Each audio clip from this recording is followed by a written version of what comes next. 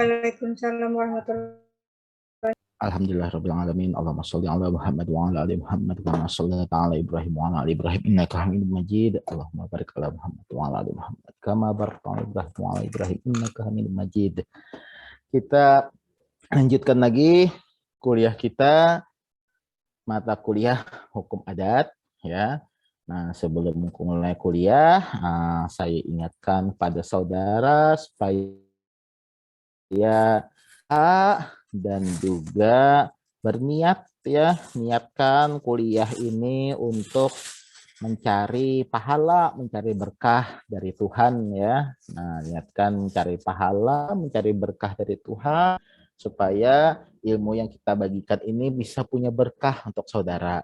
Kalau saudara misalnya masih tidak paham dengan yang kita jelaskan lah pas kuliah, tapi paling tidak saudara dapat pahalanya ya, dapat pahalanya. Oh, kada mengerti ujar parahmat resepsio inkompleksu tadi misalnya, ya paling tidak ya adalah pahala ya yang diberikan oleh pencipta saudara karena saudara sudah berniat untuk mencari ilmu ya, mencari keberkahan dari ilmu yang kita berikan ya. Karena saya yakin tidak semua yang 50 orang ini pasti paham dengan apa yang kita jelaskan. Tapi saya ingatkan ya saudara, niatkanlah kuliah ini dulu ya, dalam hati aja aku berniat menuntut ilmu kuliah ini untuk bisa mendapatkan berkah ya.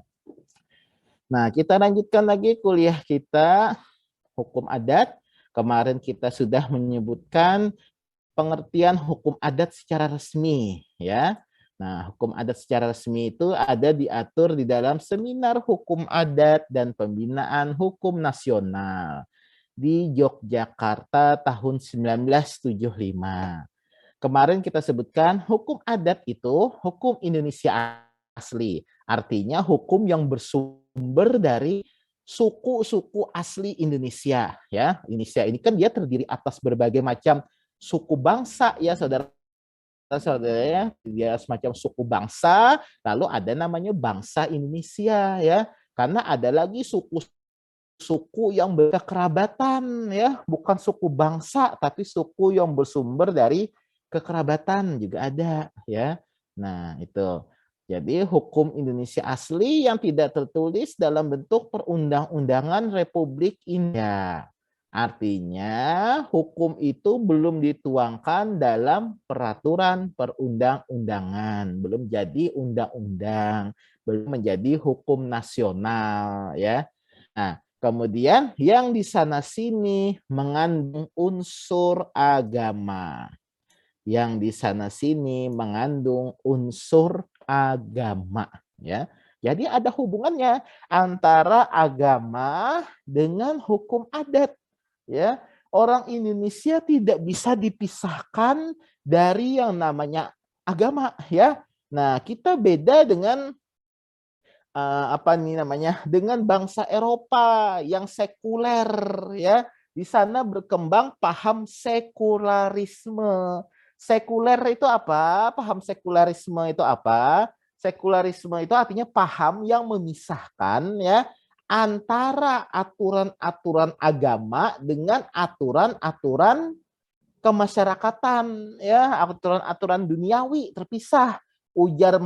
Ujar masyarakat Eropa, agama itu hanya boleh digunakan di dalam gereja saja, di dalam tempat ibadah saja, tidak boleh dibawa keluar, dibawa ke ranah hukum itu tidak boleh, dibawa ke ranah boleh ya, dibawa ke ranah kehidupan sosial masyarakat tidak boleh. Agama itu ujian mereka kehidupan pribadi masing-masing orang ya. Itu di Eropa ya, di Eropa. Nah, jadi kenapa seperti itu?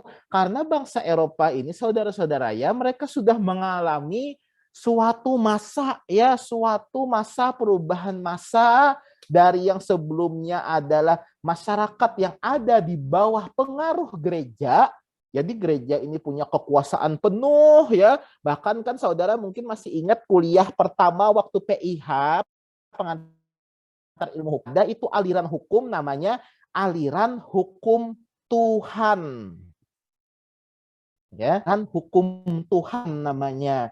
Hukum Tuhan itu artinya apa? Artinya setiap keputusan undang-undang, setiap keputusan raja itu dianggap sebagai hukum dari Tuhan. Tuhan yang menentukan apa yang namanya takdir nasib seseorang, termasuk juga hukum siapa yang bersalah, siapa yang benar, ya siapa yang benar ya. Nah, kalau saudara yang rajin, yang sering nonton film, ya, mungkin saudara pernah nonton film lah yang judulnya The Last Duel, ya, The Last Duel namanya, ya, judul filmnya.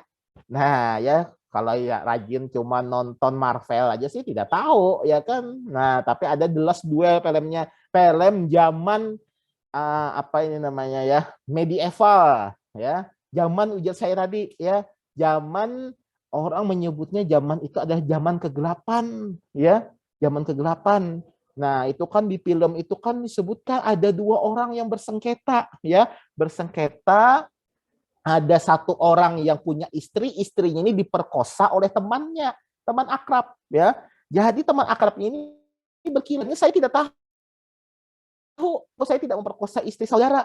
Nah, lalu hakimnya ya raja sendiri lalu menyebutkan, ujarnya kita akhiri putusan pengadilan ini dengan ketentuan hukum dari Tuhan, yaitu apa? Mengadakan duel sampai mati. Berarti kalau ada yang mati salah satu, berarti itulah orang yang ujar Tuhan disalahkan.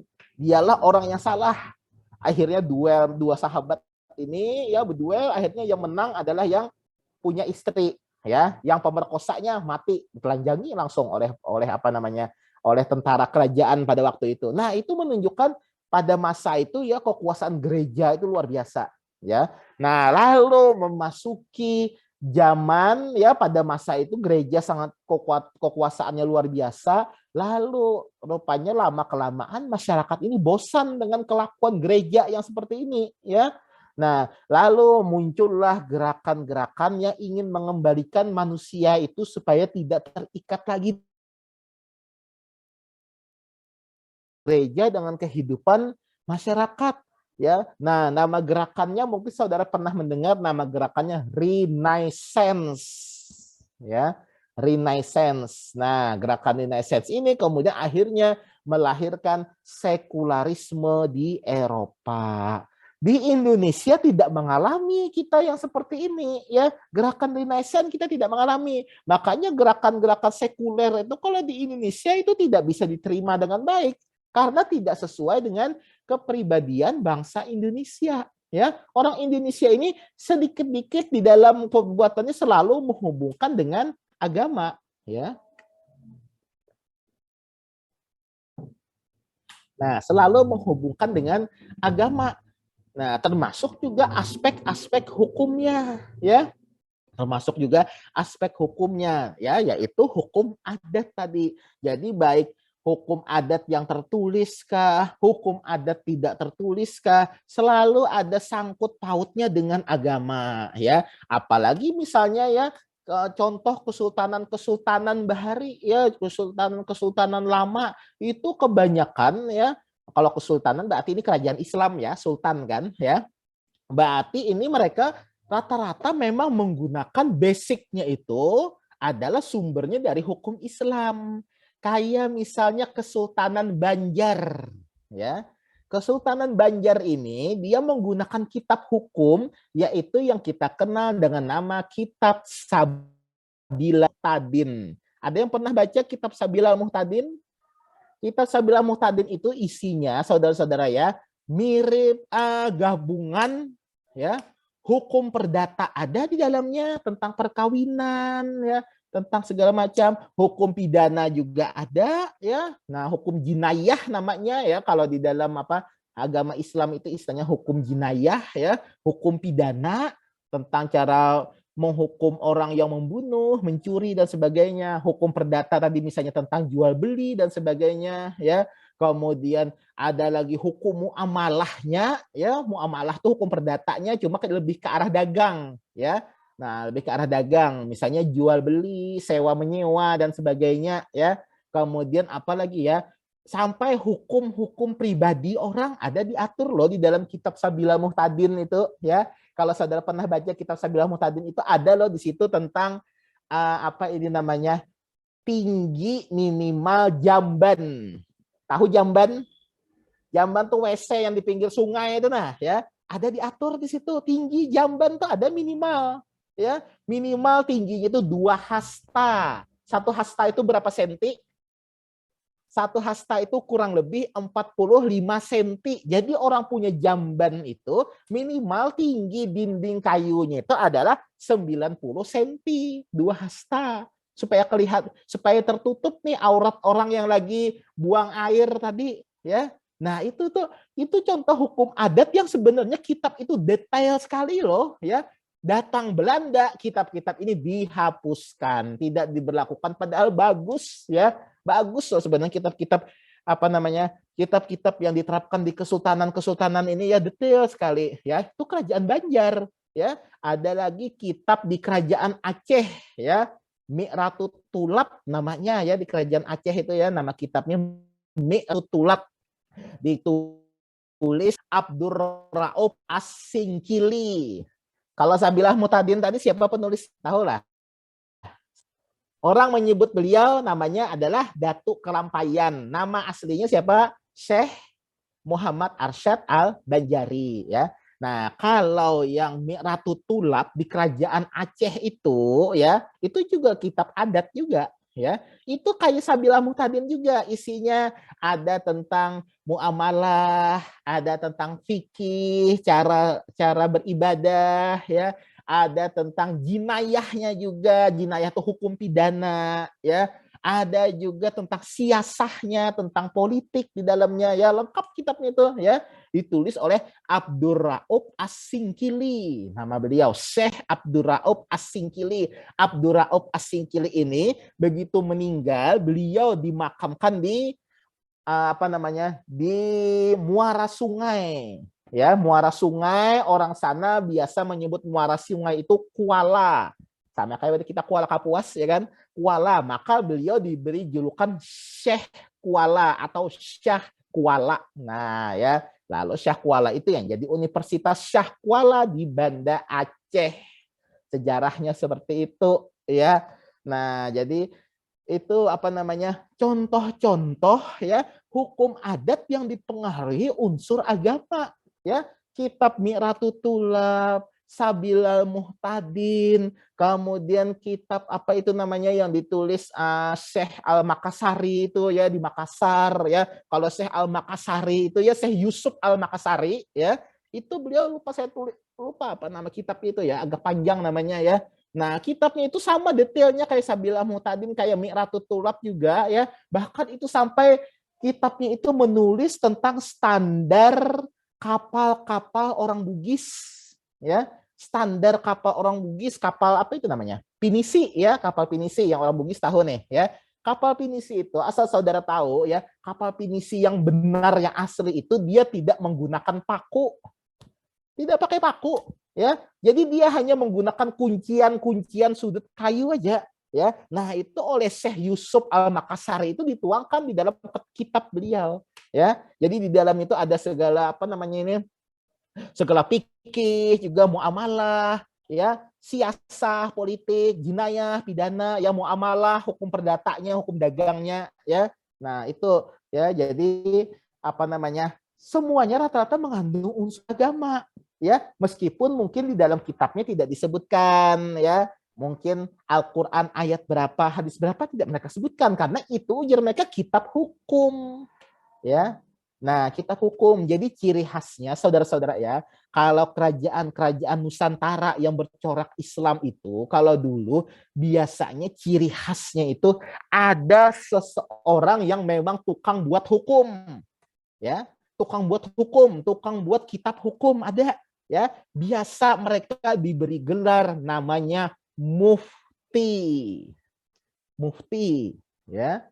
Ya, yang kayak di Banjarmasin ini kan ada Surgi Mufti, ya kan? Nah, itu kan beliau itu adalah salah satu pembuat hukum di sini, ya, salah satu pembuat hukum. Jadi membuat kitab hukum ya kayak KUH Perdata, KUH Dagang yang saudara pelajari itu. Cuma itu kan produk dari Belanda.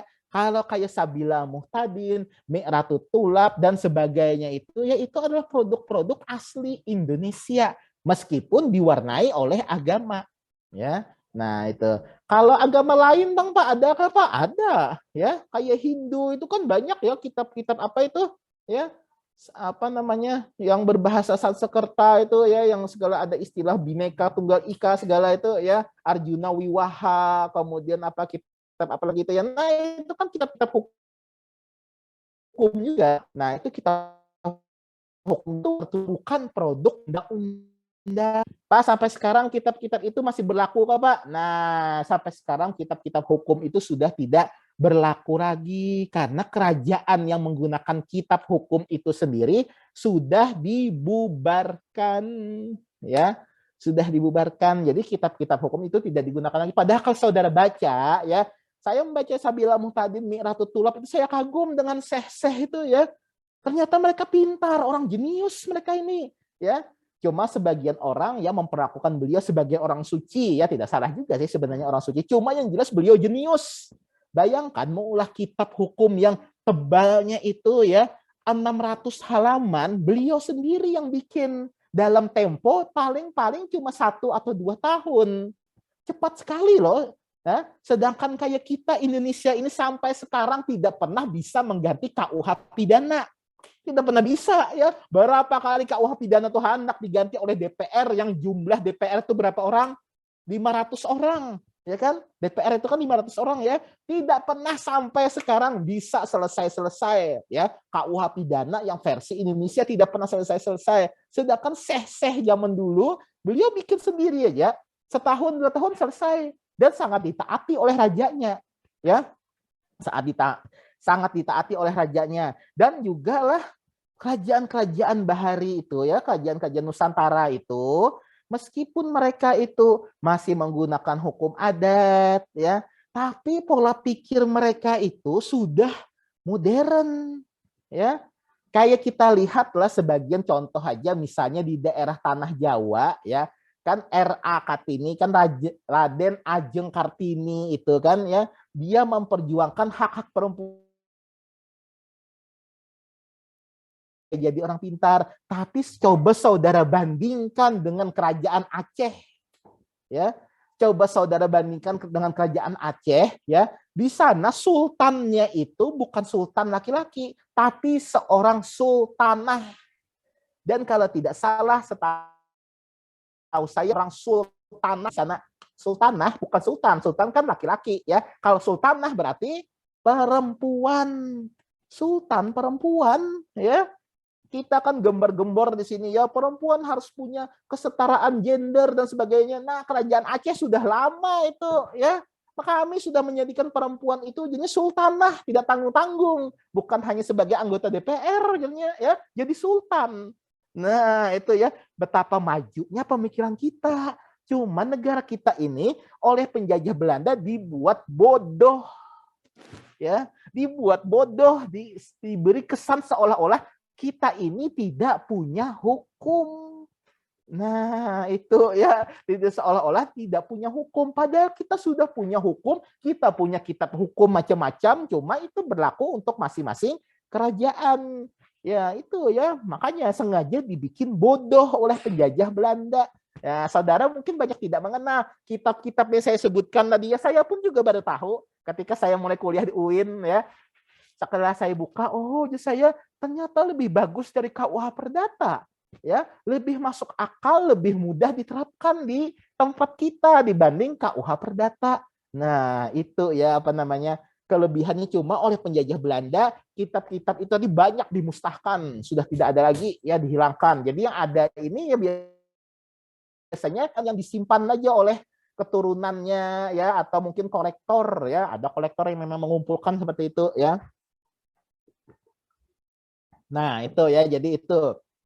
Yang di sana sini mengandung unsur agama. Jadi agama tadi susah dipisahkan dari masyarakat Indonesia ya. Nah, susah dipisahkan karena mereka ini ya. Nah, karena mereka ini ya hukum dan agama itu 2 dimensi ya. dimensi sebelah menyebelah kayak dua mata uang. Makanya hukum dan agama ini dia tidak bisa dipisahkan untuk Indonesia, termasuk hukum adat. Nah, lalu muncul pertanyaan, bagaimanakah hubungan antara hukum adat dan agama? Kok Pak hukum adat tadi ada agamanya Pak? Gimana hubungannya? Nah, muncullah pertanyaannya itu. Lalu kemudian muncullah berbagai teori untuk menjawab bagaimana hubungan antara agama dan hukum adat. Di buku ada aja nih, kalau saya dicatat Gen lah, misalnya ada bukunya nanti ya, kalau saya catat ada aja. Nah, teori yang pertama hubungan antara agama dan hukum adat namanya adalah teori receptio in complexu. Receptio in complexu diperkenalkan oleh Winter dan Salomon Keiser. Ya, kemudian diikuti juga oleh Van den Bosch. Ya. Nah, Winter dan Salomon Keiser ini orang Jerman, saudara-saudara ya. Nah, mereka ini orang Jerman. Nah, mereka punya pandangan ya bahwa yang namanya hukum itu ujarnya bersumber dari titah agama, titah Tuhan ya. Ya, yang kita kenal dengan aliran hukum Tuhan dulu ya. Kita kenal dengan aliran hukum Tuhan. Lalu teori ini mengartikan ya bahwa hukum itu adalah sumbernya dari agama yang dianut masyarakat. Hukum itu sumbernya ujarnya adalah dari agama yang dianut oleh masyarakat. Nah, ya, termasuk hukum adat, ya, termasuk hukum adat. Nah, kenapa masalah ini muncul teori ini? Karena pada masa itu Van den Bosch, ini tulisannya Van den Bosch. Nah, ini ya. Van den Bosch ini seorang gubernur jenderal Hindia Belanda, ya, seorang gubernur jenderal Hindia Belanda di Batavia, ya, di Batavia. Nah, ya, Van den Bosch ini dapat perintah dari kerajaan Belanda, ya, di Eropa sana supaya membuat kitab hukum untuk orang pribumi. Kitab hukum ya, karena kenapa? Ciri khas negara Eropa kontinental mungkin sudah saya jelaskan pertemuan sebelumnya ya. Ciri khas negara Eropa kontinental itu setiap ada hukum selalu dibuatkan kitab undang-undang. Nah ya, makanya ada KUH Perdata, ada KUH Dagang dan sebagainya. Jadi macam-macam hukum itu dikumpulkan mereka jadi satu ya. Dikumpulkan mereka jadi satu supaya apa? Supaya mudah mempelajarinya. Kitab hukum ya mirip saja saya dengan kayak kitab-kitab yang Nusantara tadi ya, kayak Sabila Muhtadin, kayak apa lagi namanya Miratut Tulab dan sebagainya, mirip sebenarnya, hampir seperti itu ya, hampir seperti itu. Nah, tapi Van den Bosch ini kesulitan ya, ujarnya hukum apa yang mau kita kitabkan, mau kita bukukan ya. Mau kita buka hukum apa? Lalu mungkin dia terpengaruh dengan Winter dan Keiser ini, bahwa hukum itu sumbernya dari Tuhan dan Tuhan ini menurunkan agama. Jadi ujarnya hukum agama itulah hukum adat untuk makat. Lalu oleh Van den Bosch ya, seluruh ajaran agama Islam tidak peduli dari mazhab apa, dia kumpulkan semua jadi satu kitab ya. Tapi ternyata apa yang dilakukan oleh Van den Bosch ini keliru. Ternyata di masyarakat Batavia sana ternyata memang benar mayoritas Islam, tapi ternyata banyak sekali aspek-aspek hukum masyarakatnya yang tidak sesuai dengan ajaran Islam. Kita ambil contoh ya, di Batavia itu banyak orang Minang. Minang itu orang dari mana? Sumatera Barat, ya kan? Nah, dari Sumatera Barat banyak orang Minang ya di sana. Nah, di Minang itu sistem kekerabatannya tidak mirip dengan hukum Islam. Kalau hukum Islam kan sistem kekerabatannya adalah patrilineal, ya. Bukan patrilineal sih sebenarnya, unilateral ya. sistemnya itu, sistemnya unilateral, lebih parental sistem kekerabatannya kalau kalau hukum Islam itu ya parental. Nah, parental dengan lebih condong ke arah ayah biasanya. Nah, tapi kalau orang Sumatera Barat beda. Orang Sumatera Barat ini garis kekeluargaannya malah mengarah kepada ibu, pada istri. Jadi marga orang Minang itu bukan mengikuti marga suami, tapi dia mengikuti marga dari dari istrinya, ya. Marganya diantaranya Caniago, ya. Nah, ada marga Caniago di situ, ya. Nah, marganya itu diturunkan oleh istri kepada anak, bukan dari suami kepada anak, bukan, ya. Tidak seperti orang Batak. Kalau orang Batak kan dari bapak marga itu turun kepada anak, ya. Tapi orang Minang tidak. Nah, itu sudah berbeda sekali dengan sistem hukum Islam. Nah, lalu ya teori ini mendapat banyak tentangan, ya. Karena teori ini menyebutkan seluruhnya adalah hasil resepsi. Resepsi ini menyerap, ya, serapan, ya. Seluruhnya hasil serapan, seluruhnya berarti secara kompleks, ya, secara kompleks, secara keseluruhan menyerap dari mana? Dari ajaran agama. Nah, jadi itu ya, jadi hukum adat itu ujar teori receptio in complexo dari Van den Broek ini bahwa hukum adat itu menyerap dari ajaran agama, ya. Jadi ajaran agama itulah yang menjadi hukum adat. Nah, jadi ya teori ini, nah ini hasil penerimaan bulat-bulat hukum agama, ya. Nah, jadi ini teori ini mendapatkan banyak perlawanan dari para ahli hukum karena ujaran mereka banyak hukum-hukum adat itu yang justru bertolak belakang dengan hukum agama. Kemudian ada lagi yang kedua adalah teori resepsi. Nah, teori resepsi ini diajukan oleh Snoeck-Groene dan Van Vollenhoven sebagai sanggahan terhadap teori reseptio in complexo, ya. Nah, teori resepsi ini sebaliknya, ya. Ujar teori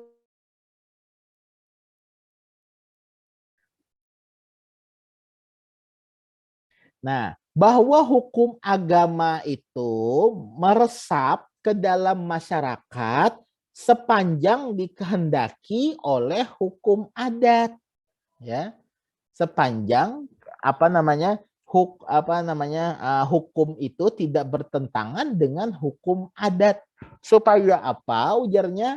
Karena nanti agama datang, masyarakat yang menyaring, ya.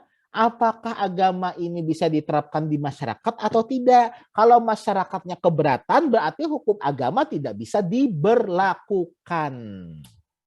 Nah, ya tidak bisa diberlakukan. Jadi kalau di posisi ini, ya di posisi teori resepsi ini hukum adat itu ujarnya itulah yang menentukan agama, ya. Menentukan hukum agama itu hukum adat. Kalau hukum adat menerima saja apa ujar hukum agama, berarti hukum agama boleh jadi hukum adat. Nah, sebaliknya kalau hukum adat tidak menerima hukum agama, maka hukum agama itu tidak bisa diberlakukan. Jadi kebalikannya ya saudara-saudara ya, kebalikan dari receptio in complexo tadi. Kalau receptio in complexo tadi kebalikannya, justru hukum agama ini yang menjelma jadi hukum adat. Ya, lebih tinggi hukum agama dong dari hukum adat kalau receptio in complexo, iya benar, ya. Tapi kalau teori resepsi tidak. Teori resepsi yang lebih kuat adalah hukum adat ujarnya, ya. Hukum agama ini datang belakangan. Makanya hukum agama ini harus disesuaikan dengan adat.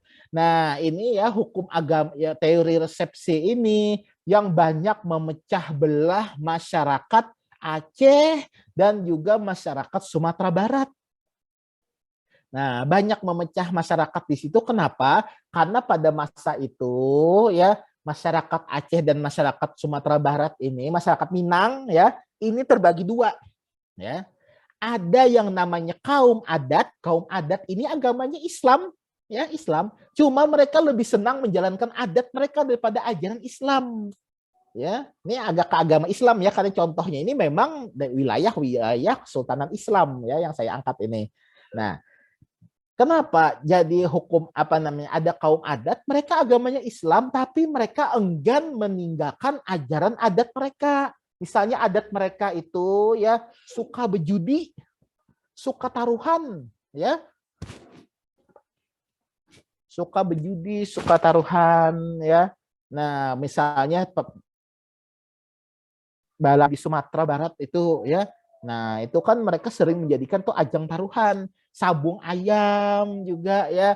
Kemudian apalagi macam-macam taruhan-taruhan judi dan sebagainya itu ya. Minuman dengan istilah tuak ya kan. Tuak itu kan adalah kebiasaan adat mereka.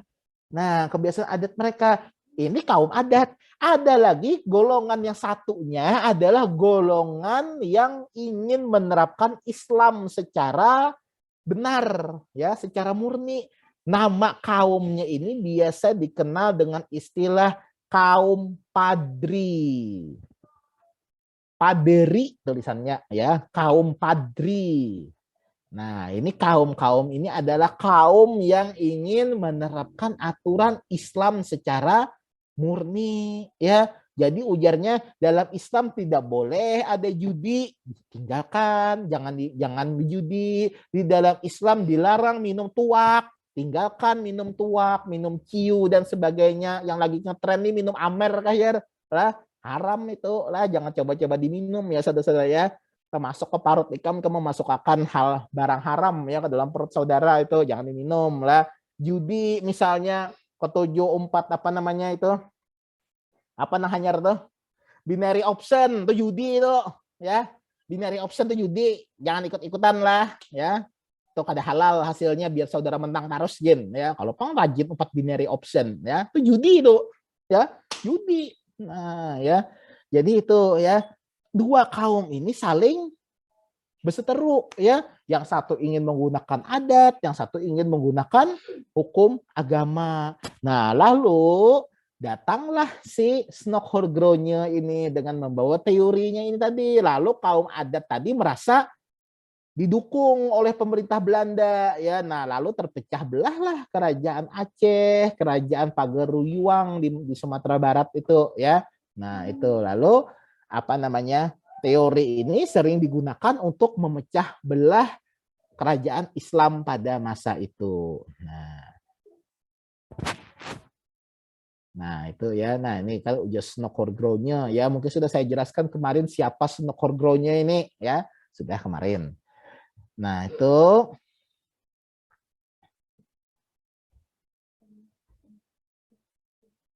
nah, kemudian ada lagi teori yang ketiga. Namanya adalah teori receptio a contrario.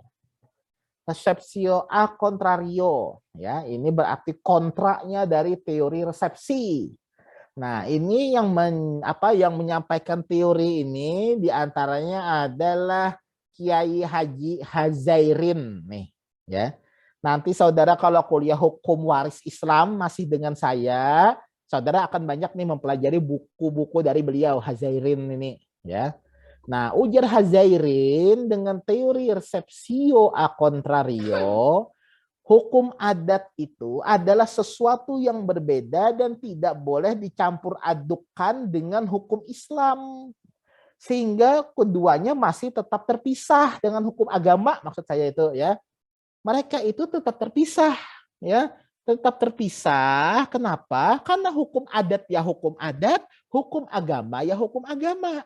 Nah, ya, hukum adat itu ujar Hazairin timbul karena timbul semata-mata dari hubungan kepentingan hidup kemasyarakatan, ya. Sedangkan kalau sengketa-sengketa agama itu biasanya muncul karena masih dalam ruang lingkup hukum agama juga. Pahamlah maksudnya nih. Maksudnya ini kayak ini, ya. Hukum adat itu maksudnya ujar Hazairin ini. Nah, nih. Hukum adat baru berlaku jika tidak bertentangan dengan hukum agama. Ya, hukum adat itu baru bisa berlaku kalau tidak bertentangan dengan hukum agama. Jadi kebalikannya dari si teori resepsi. Kalau resepsi kan menyebutkan bahwa hukum agama itu baru bisa berlaku kalau tidak bertentangan dengan hukum adat. Nah, kalau teori resepsio a contrario, kebalikannya, hukum adat baru bisa dijalankan, dilaksanakan kalau dia tidak bertentangan dengan hukum agama. Sama Pak dengan teori resepsio in complexu beda. Kalau resepsio in complexu itu isi yang ujar hukum agama itu jadi hukum adat. Nah, kalau ini tidak, ya. Kita ambil contoh misalnya ya. Ambil contoh misalnya orang Minang. Orang Minang tadi ujar saya garis kekerabatannya itu adalah pihak perempuan, ya. Jadi yang berhak dapat waris itu nanti ya, kalau orang Minang itu ya, yang berhak dapat waris itu adalah garis kekerabatan dari pihak perempuan aja yang berhak dapat waris, ya. Kalau dalam Islam, apakah Islam seperti itu? Ya, orang Minang kan Islam ya, 100% Islam kan orang Minang. Nah, kalau orang Minang apakah seperti itu? Nah, kalau dalam hukum Islam ujar Hazairin, adakah larangan orang membagi waris seperti orang Minang itu? Ada tidak larangannya? Tidak ada. Tidak ada larangan ujar beliau, ya. Gaya membagi waris mengikuti gaya orang Minang, mengikuti gaya pembagian yang cuma pihak perempuan aja yang dapat bagian warisan. Makanya lah orang Minang itu kalau dia punya anak perempuan satu orang aja beruntung sekali karena warisan akan diturunkan pada anak perempuan itu. Tapi kalau anaknya laki-laki semua, nah itu dia nanti khawatir, ya. Khawatir nanti kenapa? Karena nanti harta warisan itu mungkin tidak akan diturunkan kepada anak laki-lakinya, hanya akan diserahkan nanti kepada keponakannya yang perempuan. Nah, itu ya orang Minang. Tapi ujar Hazairin, ada tidak dalam hukum Islam yang melarang seperti itu? Jawabnya, tidak ada. Anak perempuan dalam hukum Islam tetap sama, berhak dapat warisan. Berarti ujar Hazairin, boleh. Tidak bertentangan tuh sistem hukum warisnya orang Minang dengan hukum Islam, tidak ada larangan, berarti boleh saja, ya, boleh saja orang sistem pembagian waris seperti itu, ya. Hanya ujar beliau, ya, antara hukum Islam dan hukum adat itu yang diutamakan dulu adalah hukum agamanya dulu, ya, hukum agama. Kalau tidak bertentangan dengan hukum agama, baru adat boleh, ya. Ini juga orang Minang beliau, ya, seniornya Buya Hamka beliau ini, ya, seniornya Buya Hamka. Nah itu ya, jadi itu hukum adat dan hukum Islam tadi. Nah jadi ujar beliau lagi ya, hukum adat dan hukum agama ini sebenarnya pilihan, ya, pilihan, ya, pilihan hukum, tidak bisa dicampur adukan. Nah pilihan itu kayak apa sih maksudnya? Pilihan itu maksudnya ya, hukum adat ini biasanya diperuntukkan untuk orang-orang yang pengetahuan agamanya kurang. Biasanya orang Indonesia ini kalau pengetahuan agama kurang, dia cenderung ke arah hukum adat. Sebaliknya, kalau orang-orang itu paham agama, misalnya kaum santri, ya, misalnya kaum santri, dia tidak akan menggunakan aturan adat, dia akan menggunakan aturan agama. Nah, lalu itulah peranannya ya hukum agama dan adat tadi, ya. Nah, jadi mereka ini antara agama dan adat ini tadi, mereka itu saling mengisi sebenarnya. Hukum adat itu untuk orang-orang yang memang tidak terlalu taat pada ajaran agama atau mungkin tidak paham isi ajaran agamanya, sedangkan hukum Islam diperuntukkan untuk orang-orang yang memang memahami ajaran agama Islam atau agama yang lain, sama aja. Ya, kan ingatlah tidak semua loh orang-orang ini ya kayak orang Islam ini paham tentang hukum waris Islam, itu banyak tidak paham, ya, banyak tidak paham.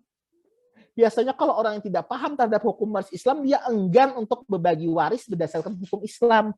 Berat Pak, susah baginya, ya susah ya. Ada hitungan-hitungannya, pecahan-pecahannya, belum lagi hartanya itu nanti harus dijual, dijadikan uang, baru bisa dibagi. Tapi kalau hukum adat, tidak perlu dijual, karena harta itu tidak dibagi, tapi diteruskan sifatnya. Ya, itu diteruskan. Nah, karena itulah makanya ya, misalnya kalau ada orang yang paham ajaran agama, ya, agama Islam biasanya dia kalau ingin berbagi waris, mereka tidak akan menggunakan aturan adat, ya. Oh, ada boleh Pak Ai, kalau pakai aturan adat tapi kami berdosa karena kami sudah tahu hukum faraidnya aja. Nah, itu kan. Tapi kalau orang yang tidak begitu paham aturan agama, mereka akan menggunakan hukum adat. Udah Pak Ai bagi aja rumah itu untuk anak ulun yang nomor 1, mobil untuk anak ulun yang nomor 2, perhiasan untuk anak ulun dan seterusnya. Nah itu adat ya. Nah, maka tidak semua, makanya kan istilahnya kalau pada masa penjajahan Belanda itu Snokrognyo itu membagi orang Islam itu menjadi 2 ya. Ada kaum santri, ada kaum abangan namanya kalau di Jawa. Kalau di yang namanya kaum padri, ada yang namanya kaum adat ya. Kaum itu berarti orang yang nyantri, yang paham aturan agama ya. Kaum abangan, abangan itu apa? Abang itu orang Banjar, habang ya. Kalau santri itu biasanya disimbolkan putih ya. Abang ini kaum merah ya, merah karena mereka ini adalah rata-rata orang yang memang rutin menggunakan ajaran adat ya untuk kehidupan sehari-harinya, bukan menggunakan hukum agama.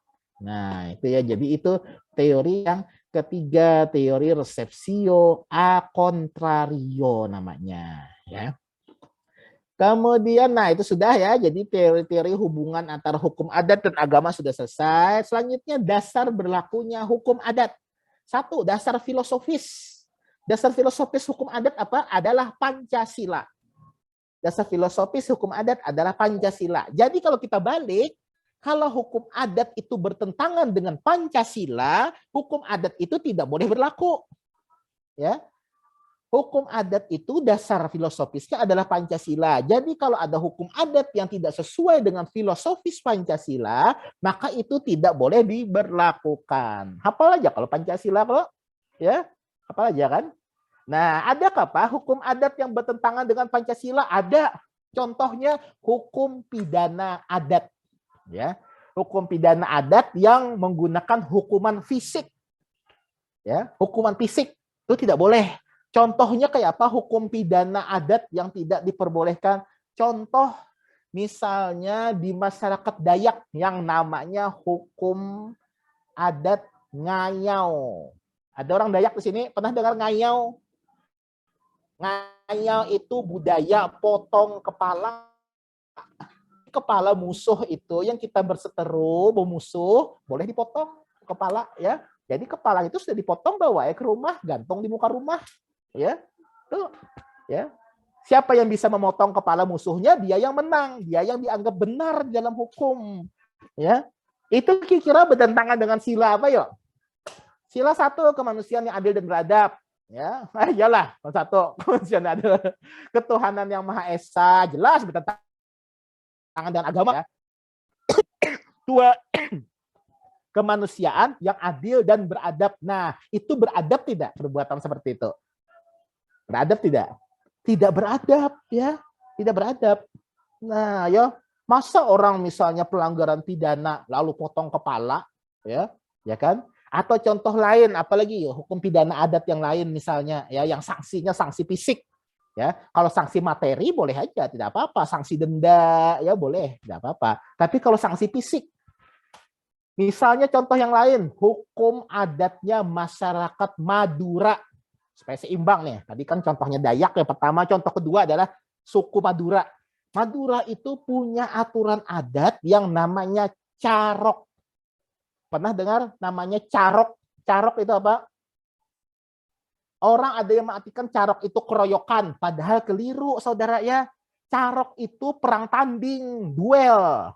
Ya, mirip dengan yang saya ceritakan di awal tadi yang film The Lost Duel itu mirip ya. Jadi carok ini seperti ini, misalnya ada 2 orang yang berseteru ya, berkelahi tidak bisa didamaikan, lalu mereka memilih carok. Carok itu adalah perang tanding antara 2 orang yang saling bersengketa tadi dengan senjata ya. Perang tanding, nanti perang tanding ini dilakukan di mana? di tanah lapang desa, ya, disaksikan oleh perangkat desa dan perangkat hukum yang ada. Jadi desa datang, ya, kepala adat datang menyaksikan, kepala apa namanya ini, jaksa bahari itu namanya apa istilahnya, wedana, ya, datang jaksa dia menyaksikan carok itu menyaksikan, ya, polisi-polisi opas Belanda itu datang menonton carok, ya, menonton carok, tonton. Jadi nanti perang tandingnya ini tanding sampai mati, ya, yang kalah mati, yang menang ditangkap oleh polisi, disidang oleh wedana, diponis sebagai pembunuhan. Nah, itu yang namanya carok. Perang yang sangat sebenarnya itu apa namanya ya?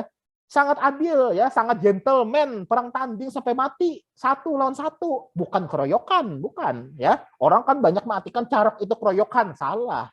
Tidak seperti itu yang namanya carok, itu kekeliruan menggunakan istilah, itu pengecut kalau keroyokan itu ya. Carok tidak, itu sangat gentleman sekali menurut saya ya. Perang tanding yang sampai mati antara 2 orang yang berkelahi tadi. Nah, itu ya, itu tidak diperbolehkan ya. Atau kayak perang suku yang di mana itu Papua ya. Perang suku yang melempar apa itu kayak tombak itu kan itu tidak diperbolehkan. Nah, makanya tombaknya sekarang kan diganti dengan bambu aja, bambu yang tumpul ya. Bambu yang tumpul, tidak boleh lagi menggunakan senjata tajam ya. Nah, itu dasar filosofis. Jadi selama hukum adat tadi tidak bertentangan dengan Pancasila, tidak bertentangan dengan undang-undang, itu tetap boleh diberlakukan. Ada loh hukum adat lah yang memperlakukan perempuan hamil di luar nikah, ya. Perempuan hamil di luar nikah itu hukumannya mereka pasung. Mereka pasung, ya. Para wanitanya dipasung sampai melahirkan. Nanti kalau sudah melahirkan, anaknya dijadikan budak.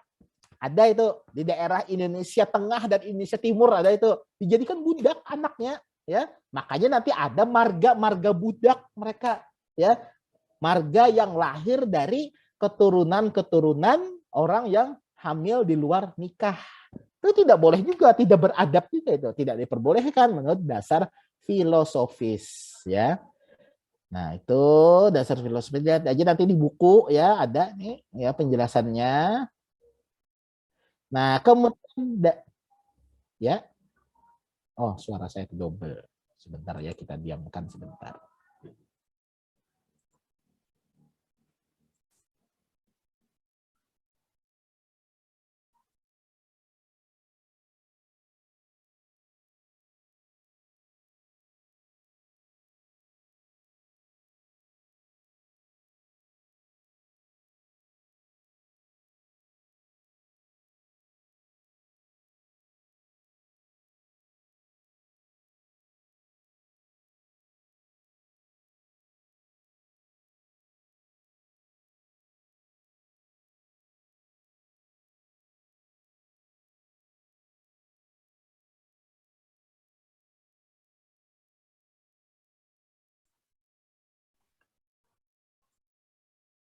Nah, ya. Nah, sudah apa double-nya. Nah, kemudian yang kedua dasar sosiologis. Ya. Dasar sosiologis.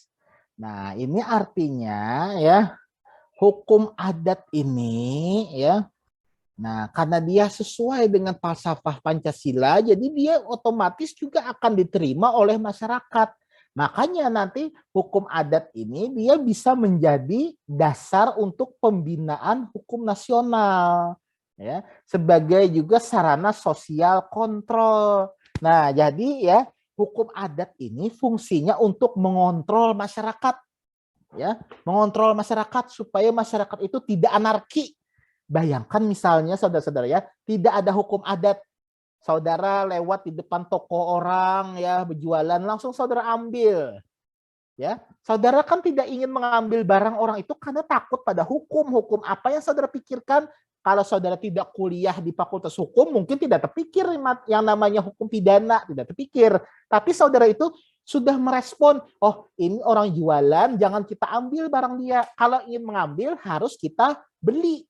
Nah, lalu muncullah di situ jual beli adat, ya, sosiologis masyarakatnya itu, ya. memang mengharuskan bahwa muncullah hukum adat. Ya, memang mengharuskan adanya hukum adat. Makanya karena memang struktur sosial masyarakat Indonesia yang memang seperti itu, lalu itu memunculkan yang namanya hukum adat tadi. Makanya hukum adat ya. Nah, hukum adat ini jadi nanti dia akan digunakan sebagai dasar untuk hukum nasional, juga sebagai sarana sosial kontrol, dan sarana atau alat untuk mengubah masyarakat. Hukum adat itu sebagai sarana untuk mengubah masyarakat. Makanya ya, hukum adat ini dia itu tadi ya, masyarakat memang perlu hukum adat. Kasarnya seperti itu. Masyarakat perlu hukum adat untuk mengontrol masyarakat.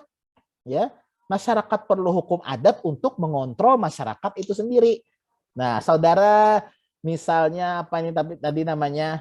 Kalau ingin misalnya rekan saudara yang laki-laki ya sudah cukup umur, sudah cukup usia, maka saudara akan menikah. Ya, saudara akan menikah. Nah, keinginan menikah itu ya asal mulanya dilandasi oleh adat tadi sebenarnya. Oh, kalau kita ingin melakukan hubungan biologis, kita harus melalui sarana perkawinan dulu. Kita harus melalui sarana perkawinan dulu. Tidak boleh melakukan hubungan perkawinan di luar nikah. Karena ada sanksi adatnya seperti ini. Nah, ya itu. Makanya untuk dasar sosiologisnya yaitu bahwa memang masyarakat perlu hukum adat. Untuk apa? Untuk kontrol sosial, untuk sebagai alat mengubah masyarakat, dan untuk hukum nasional. Nah, itu dasar sosiologis namanya.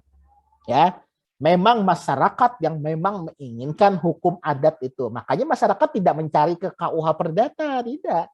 Ya, ke KUH Perdata itu kalau mereka ingin ke notaris saja, baru pakai dasar KUH Perdata. Tapi kalau secara kehidupan sosial, sehari-hari, rutinitas, mereka akan menggunakan hukum adat.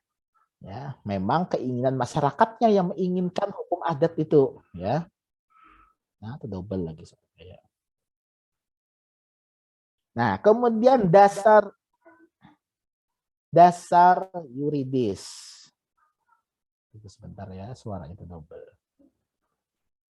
Nah, dasar yuridis ini adalah dasar hukum berlakunya hukum adat. Bisa dilihat sendiri aja nanti ya, dasar yuridisnya. Cuma dasar yuridisnya ini, nah suara saya itu double ini.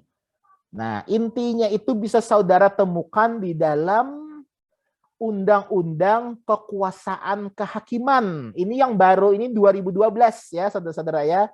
Nah, ini yang lama 2009, ya, yang baru 2012. Lupa saya nomor berapa itu. Kalau tidak salah nomor 40 deh, ya. Nah, di dalam Undang-Undang Kehakiman nomor berapa aja, tahun berapa aja selalu ada kalimat ini. Nah, ya, selalu ada kalimat ini. Hakim wajib menggali, mengikuti, dan memahami nilai-nilai hukum dan rasa keadilan yang hidup di dalam masyarakat. Itu dasar berlakunya hukum adat. Ya, nilai-nilai hukum dan rasa keadilan yang hidup dalam masyarakat. Artinya hukum yang ada di masyarakat pun juga diakui oleh pengadilan. Ya, hukum yang ada di dalam masyarakat pun tetap diakui oleh pengadilan. Tidak harus hukum yang datang dari undang-undang saja. Apalagi nanti kalau saudara lah mata kuliah hukum perikatan. Ada itu namanya perbuatan melawan hukum. Itu sama sumbernya seperti ini juga. Ya, hukum itu jadi sumbernya selain undang-undang juga dari kesusilaan dan ketertiban umum. Ya. Nah, sama juga Undang-Undang Kehakiman mengartikan itu, bahwa hakim atau pengadilan itu wajib mencari hukum di mana di masyarakat dan rasa keadilan masyarakat itu bagaimana. Ya, hakim wajib mencari itu. Misal kita ambil contoh rasa keadilan itu kayak pegarang Pak, contohnya Pak. Misalnya lah kita ambil contoh misalnya si Anissa dengan Regina. Ya, Regina ini misalnya ikut tugas, nilai tugasnya misalnya 80, ya benar, bagus tugasnya. UTS-nya sama 80 juga. Ujian akhir semesternya sama 80 juga. Anissa sama juga nilainya, ya. UTS-nya dapat 80, tugasnya dapat 80, ujian akhir semesternya 80. Ternyata nilai akhirnya keluar, Anissa misalnya dapat C, Regina dapat A. Apa ini, Pak? Tidak adil, Pak. Coba lihat tuh, nilai saya 80-80. Kenapa? Setelah dikonversi kok saya jadi A? Ini tidak adil, Pak. Nah, itu rasa keadilan. Ya, padahal nilai saya sama dengan Regina. Nah, itu rasa keadilan. Atau misal kita ambil contoh yang lain. Saudara mungkin sering mendengar contoh seperti ini ya. Kasus di masyarakat. Ada nenek-nenek yang mencuri buah apa ya, buah kelapa kah ya, buah kelapa 5 biji, diponis oleh pengadilan 2 tahun. Kayak apa reaksi kalian yo? Tidak adil, Pak Ai. Tidak adil. Masa cuma kelapa 4 biji aja 2 tahun ponisnya. Nah, itu tuh rasa keadilan namanya. Ya, rasa keadilan. Atau misalnya Denis nih lah berhutang dengan Preti. Ya, Denis berhutang dengan Preti 100.000. Temponya berapa lama? 1 bulan. Ternyata Denis tidak bayar.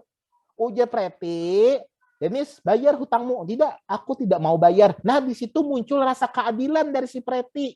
Keadilannya apa? Denis bayar utang kamu karena saya sudah menghutangi kamu kemarin. Sekarang waktunya kamu bayar utang. Rasa keadilan yang muncul dulu. Preti mungkin tidak tahu di dalam KUH Perdata pasal berapa Preti utang piutang, tidak tahu ya, tidak tahu. Cuma yang muncul lebih dulu adalah rasa keadilan Preti. Bayar utangmu, Denis. Kalau kamu tidak bayar, kamu sudah tidak adil sama aku karena aku sudah memberikan utang 100.000 untuk kamu bayar bulan depan. Ternyata kamu tidak bayar sampai sekarang. Nah, itu tuh yang namanya rasa keadilan ya. Hakim tidak boleh menolak ya kasus-kasus hukum privat dengan alasan hukumnya tidak ada. Kalau tidak ada, misalnya kalau misalnya Denis jadi hakim kah nanti ada orang yang mengajukan gugatan tentang sanda rumah. Ujar Denis, di dalam KUH Perdata tidak ada sanda rumah. Di dalam undang-undang jaminan tidak ada juga tentang sanda rumah. Berarti kasus Bapak ini tidak bisa saya terima. Kasus Bapak saya tolak. Nah, itu salah dinilai hakim seperti itu. Tidak boleh. Ya, hakim itu harus cari rasa keadilan di masyarakat. Sanda ini ada di masyarakat apa sih? Oh, masyarakat Banjar. Unsur sanda apa? Ada orang pemberi sanda, yang pemilik rumah, dan ada yang penerima sanda yang memberikan uang. Kapan mengembalikan uangnya sesuai dengan waktu yang diperjanjikan. Bolehkah rumah yang disanda? Nah, ya, itu mencari rasa keadilan dan hukum yang ada di masyarakat. Makanya saudara nanti kalau Denis kah atau Preti jadi hakim nanti ya, saudara itu punya kewajiban melakukan penelitian jadi hakim. Tidak hanya dosen aja, hakim pun juga wajib meneliti ya. Meneliti apa ya? Hukum adat yang ada di daerah tempat dia diperbantukan di situ ya. Biasanya hakim itu kan disebar di seluruh Indonesia ya. Menggiurkan loh jadi hakim itu ya. Tunjangan hakim itu kalau tidak salah tunjangan hakimnya aja ya 40 juta ya. Remunnya itu kalau tidak salah sekitar 15 juta rupiah atau 30 juta rupiah ya. Nah, itu banyak pendapatannya itu ya. Sugih kamu jadi hakim karena memang tunjangan dan gajinya itu memang besar ya. Asal yang halal aja ya, jangan yang mencari jadi hakim nakal ya, minta uang dari yang bersengketa misalnya. Nah, itu tidak boleh. Nah, itu ya.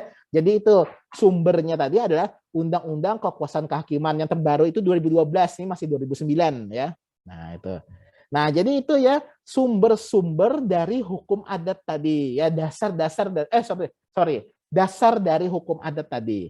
Kemudian sumber hukum adat ya. Sebentar kalau kelihatan. Sumber hukum adat kita ke atas sedikit.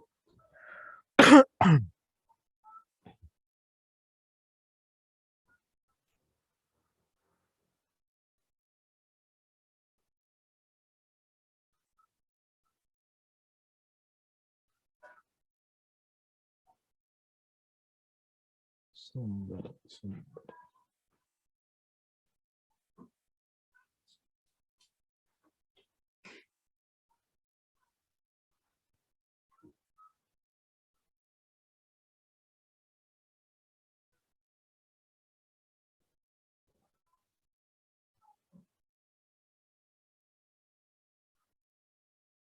tidak ada sumbernya.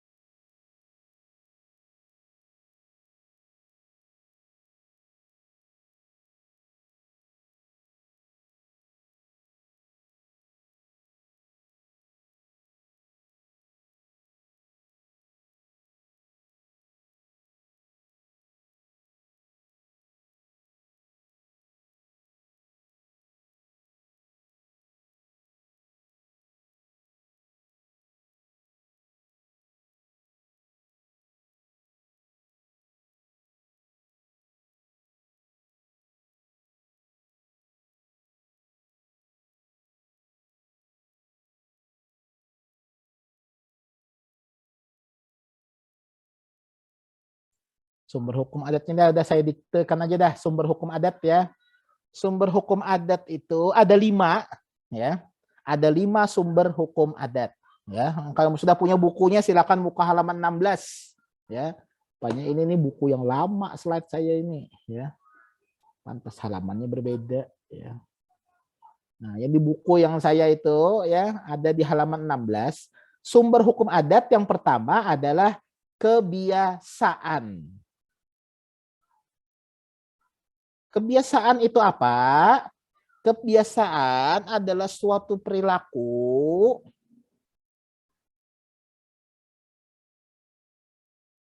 yang dilakukan secara berulang-ulang. Kebiasaan adalah suatu perilaku yang dilakukan secara berulang-ulang dan seyogianya perilaku itu wajib diulang. Dan seyogianya perilaku itu wajib diulang. Dan seyogianya perilaku itu wajib diulang. Koma. Tetapi apabila perilaku itu hanya dilakukan sekali, tetapi apabila perilaku itu hanya dilakukan sekali,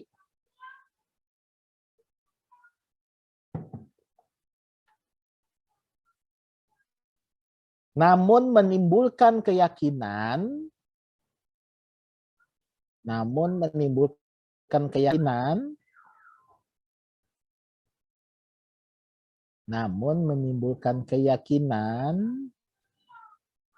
bahwa perilaku itu harus diulang,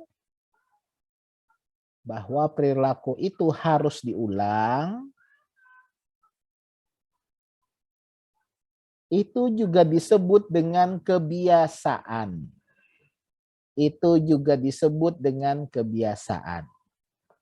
Saya ulangi, kebiasaan adalah suatu perilaku yang dilakukan secara berulang-ulang dan seyogianya perilaku itu wajib diulang. Koma, tetapi apabila perilaku itu hanya dilakukan sekali, namun menimbulkan keyakinan bahwa perilaku itu harus diulang, maka itu juga disebut dengan kebiasaan. Nah, jadi hukum adat itu pertama sumbernya dari kebiasaan ya. Ini sama dengan mirip dengan sistem hukum common law, mirip dengan sistem hukum common law ya. Nah, kebiasaan mereka bersumber dari kebiasaan cara bagi waris, kebiasaan jual beli, kebiasaan sewa menyewa, kebiasaan pinjam pakai, kebiasaan utang piutang, kayak apa di masyarakat biasanya kalau pinjam meminjam, jual beli. Nah, itu ya kebiasaan. Sumber hukum adat yang kedua adalah keputusan-keputusan pengadilan adat dan pemuka adat. Keputusan-keputusan pengadilan adat dan pemuka adat. Nah, ini mirip juga dengan sistem common law, ya. Putusan pengadilan adat dan pemuka adat. Misal kalau kayak di Kalsel ini, misalnya keputusan pembakal, ya. Kalau di Jawa misalnya keputusan kepala desa. Kalau di Kalimantan Tengah misalnya keputusan dari Damang, ya, Damang kan ada Damang ya di Kalimantan Tengah, ya. Atau misalnya kayak di di Jawa Timur, ya, keputusan Carik misalnya, ya, Carik. Nah, itu keputusan pengadilan adat. Misalnya keputusan kalau ada perempuan yang hamil di luar nikah, keputusan sengketa tanah. Nah, itu keputusan itu menjadi hukum adat, ya, yang disampaikan oleh pengadilan adat atau pemuka adat. Kemudian sumber hukum adat yang ketiga adalah perbuatan hukum. Sumber hukum adat yang ketiga adalah perbuatan hukum. Nah, ini ya hampir mirip kebiasaan juga, cuma perbuatan hukum ini ya biasanya ini sudah ada di masyarakat secara turun-temurun, ya. Kita tidak bisa melacaknya kalau perbuatan hukum ini susah melacaknya. Kalau kebiasaan mungkin masih bisa dilacak. Bisa ditanya dengan orang-orang tua dulu, tapi kalau perbuatan hukum ini sudah jadi satu dengan manusianya, ya, sudah jadi satu dengan manusianya. Kayak misalnya orang Batak, ya. Sejak kapan Pak orang Batak itu menggunakan sistem kebapakan patrilineal? Tidak bisa kita lacak lagi itu. Susah, sudah bukan kebiasaan lagi, tapi itu sudah jadi perbuatan hukum. Pokoknya orang Batak kalau melahirkan anak itu akan pakai marga bapaknya. Itu pasti sudah, ya, perbuatan hukum itu. Dan juga orang Batak yang semarga itu tidak boleh menikah dengan marga yang sama. Itu sudah jadi perbuatan hukum juga, ya. Nah, itu perbuatan hukum yang ketiga. Sumber hukum yang keempat adalah adat istiadat. Sudah kemarin lah adat istiadat inilah yang dari Snokhurgronya kemarin, ya. Adat istiadat atau kebiasaan normatif, ya kan? Sudah tadi ya kemarin, ya, yang ini loh. Nih coba lihat di sini.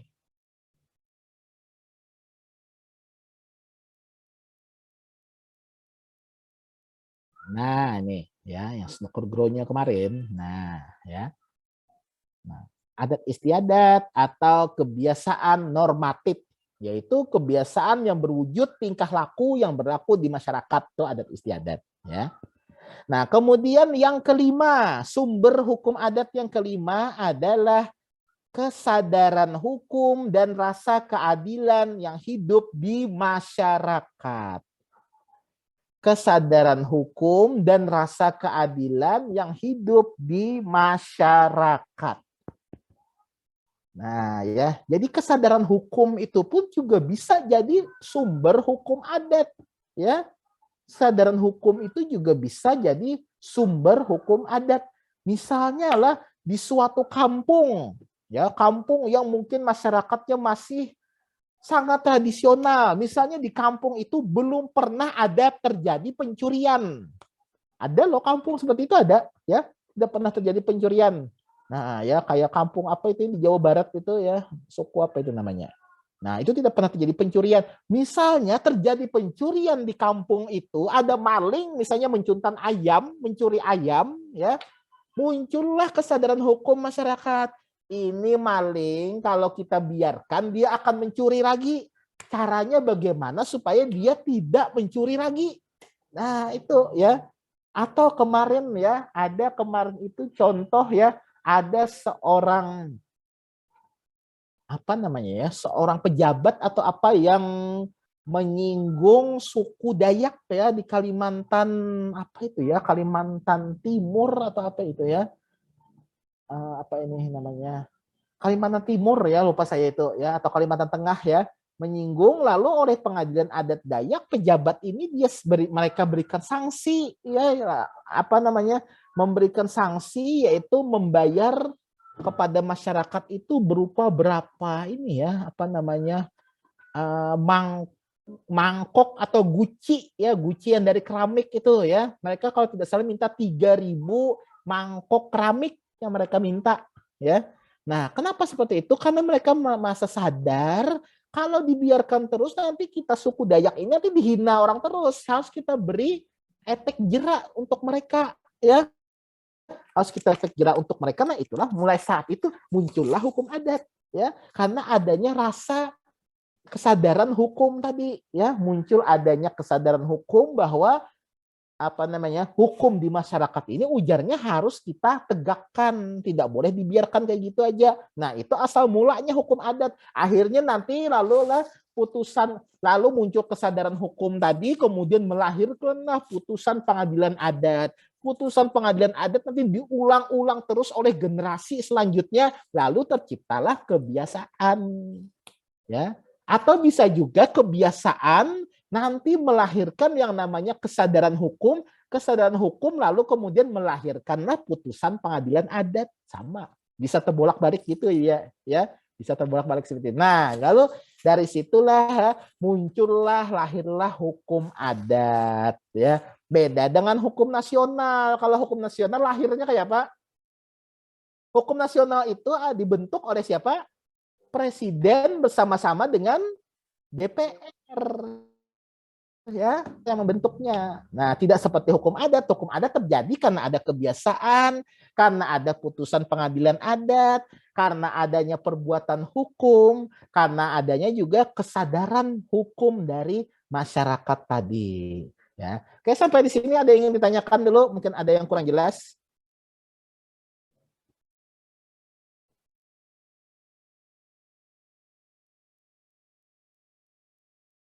Ada yang chat?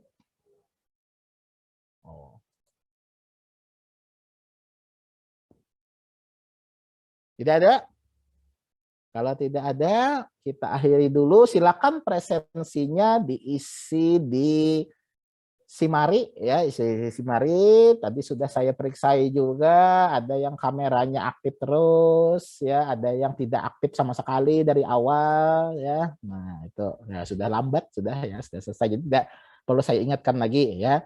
Nah, oke, kalau tidak ada yang ingin ditanyakan, kita akhiri dulu kuliah kita siang ini. Subhanakallahumma rabbana wa bihamdika asyhadu an la ilaha illa anta astaghfiruka wa atubu ilaik. Assalamualaikum warahmatullahi wabarakatuh. Waalaikumsalam warahmatullahi Waalaikumsalam. Terima kasih, Pak. Terima kasih, Pak.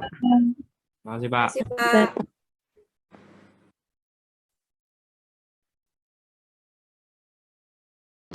Aji.